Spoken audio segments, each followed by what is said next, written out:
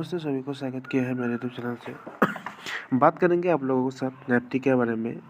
Nifty IT index surge nearly 3% last week on Infosys-led rally, biggest jump in over a month.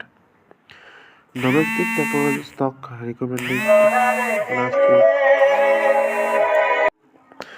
Domestic technology stock rebounded last week, driven by improved December Qatar growth and stable demand condition. The Nifty IT index surged 3.34%, led by Infosys and Tech Mahindra, while top firms posted better than expected earnings despite a challenge like tariff uncertainties.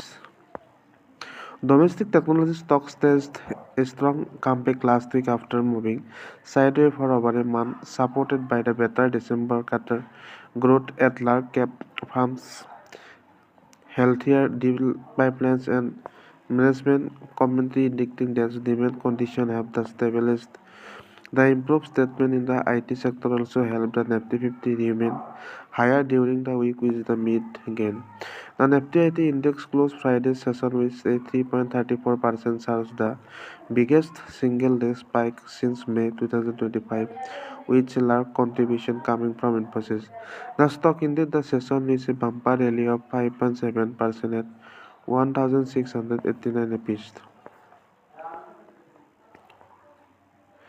The late rally also contributed to a 2.8% gain in the index in the holiday shortened week, marking the largest weekly jumps in over a month. 8 out of the 10 constituents of the index closed in the green, with Tech Mahindra leading to rally surging 5.6%, followed by Oracle's Financial Services and Infosys, each of which ended the week the gains of over 5%.